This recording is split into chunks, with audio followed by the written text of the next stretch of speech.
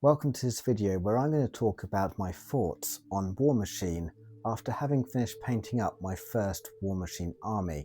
I'd like to know your thoughts about Warmachine and your experiences with the gaming system and the models down in the comments.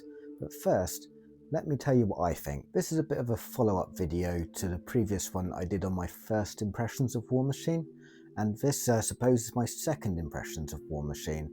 As mentioned before, I followed Warmachine for a very long time, probably since it first started or thereabouts anyway, but I've never bought any of the models until now. My first purchase was the Villains and Scum box set, which has given me a 30-point force for the Chimera and also for the Bloodbrine Marauders. I originally got it because I liked both sets of models, but I was very interested in the Chimera because they're very different to what you see in my normal games such as Warhammer and Age of Sigmar. But actually, the squad that I've painted first, or the force that I painted first, is the Bloodbrine Marauders because I love pirates. Now, my initial impressions of the miniatures as I clipped them off of the sprue was that the plastic is definitely different to what I'm used to with Games Workshop. I'm not really sure how to explain how it's different. There's just something different about it. It's a bit thicker, it feels a bit different. I'm not quite sure really how to explain it, but certainly if you hold Games Workshop plastic and Steamforged Games plastic, they feel different.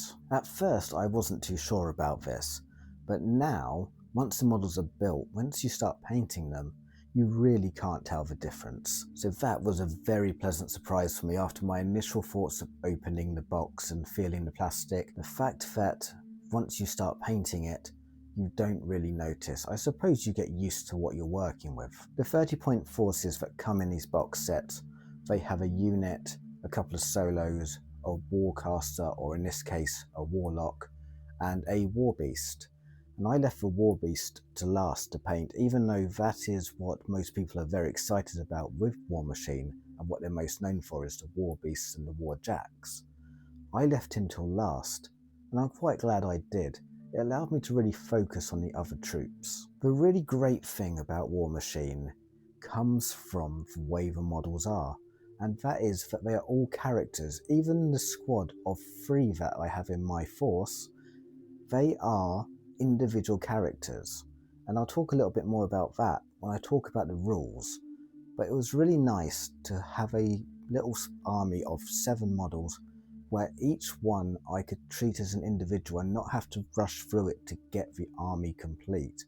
When you're painting a 20-man mob of boys or a 10-man squad of Space Marine intercessors, you go in excited, but by the time you get to your 10th, 11th, 12th model, you're kind of just wanting to get the squad done. With these, it's not that simple. You are painting an individual for each model, and that is really good. It really connects you with the miniatures that you're painting. Warmachine is steampunk, whereas Warhammer 40,000, for example, is more of a grim dark or operatic kind of setting. And this is quite apparent in the models themselves and the artwork that you can see for them. They're a little bit more, I don't want to say cartoony because that gives the wrong impression, but they're certainly more of a artistic appearance to them rather than attempting to be a realistic appearance. At least that's my thoughts on it anyway. So when it comes to the model, I think they're fantastic. The ranges have always been interesting, they've always been unique, and the models, when you actually get them in your hand and start working on them, they're very good. And I'm looking forward to painting up the Chimera next, and then I'm going to expand my Brine Blood Marauders because that's the force currently that most excites me. But maybe I'll get some Kithguard. Maybe when I do the Chimera I'll want those. The Warjacks are calling to me as well, because at the moment both of these squads have Warbeasts and Warlocks, and I kind of feel maybe I need a Warcaster and a Warjack. But feel free to drop in the comments what your favourite force is for Warmachine, and what you prefer, Warlocks or Warcasters, Warjacks or Warbeasts. Next up, let's give a shout out to the rules, because I'm not really a rules person. I obviously use them to play the games, but I don't really talk about rules on this channel. That's because I'm much more interested in the models, the lore and the artwork than I am in rule sets, and I'm certainly not a competitive player. But Warmachine's rules are very nice. The basic rules are very straightforward to understand. You're not rolling hundreds of dice, which is a fantastic thing. There's no longer rolling 60 dice to determine your shooting phase, for example. Warmachine uses 2 dice and that is it. There are options and rules that can make it so that you're rolling 3. There's possibly rules that make it so that you're rolling 4. I haven't noticed any of those yet, but you're not rolling a lot of dice, which I think is fantastic. It helps the games move really quickly and helps simplify it in some ways for new starters, which is very important. Despite this ease of understanding and low dice levels, that doesn't mean that the rules are not in depth, because where the rules really get in depth is all of your warcasters and other models can have special rules of their own, and so that really adds tactical depth to the rule set. I know the rules are something that Warmachine has been praised for almost from the very beginning as being a much tighter rule set than what Games Workshop offers, and I can say that I really like the rule set, and I think even new beginners will enjoy getting into the game because I think you can pick up the basic rules very easily, and then you can start adding on the more complex ones as you get more comfortable with the game. The last part I want to talk about is how the rules and the lore and all of the information you can get are presented. I touched on this in my last video, but now that I've had more time with it, I kind of get it a little bit more. So Warmachine doesn't give you a booklet with the instructions in it. It doesn't give you a physical rulebook. There is one available now, and it is something I would really like to get at some point. It just comes down to, do I want to spend the money on models or do I want to spend the money on a gorgeous hardback book?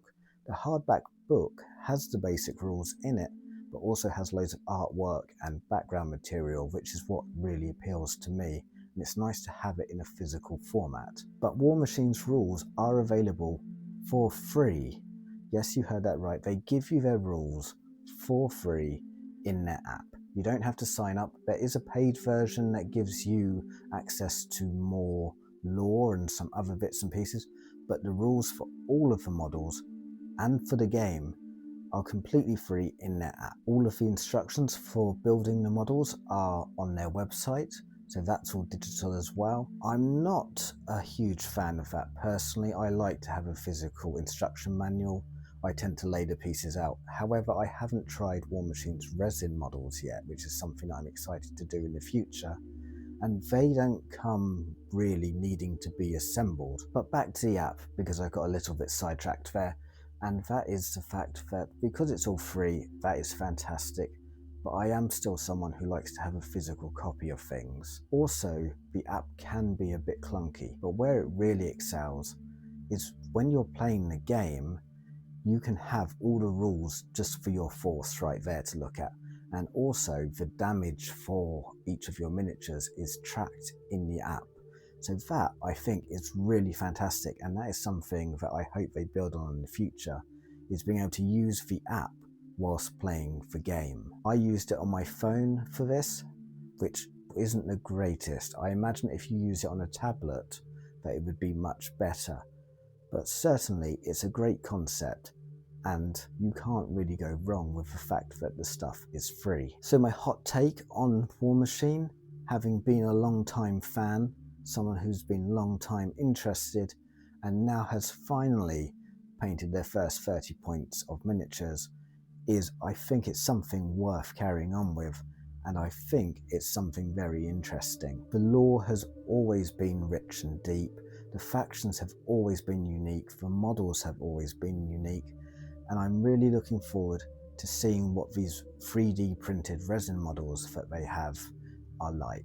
That is my next step. But I'm sure many of you are long-time fans of Warmachine as well, and you've probably been playing a lot longer than I have. So drop down in the comments your experience for everyone else so that they can get an idea of what they'd be stepping into if they got into Warmachine. Thanks for watching, guys, and I'll see you all in the next video.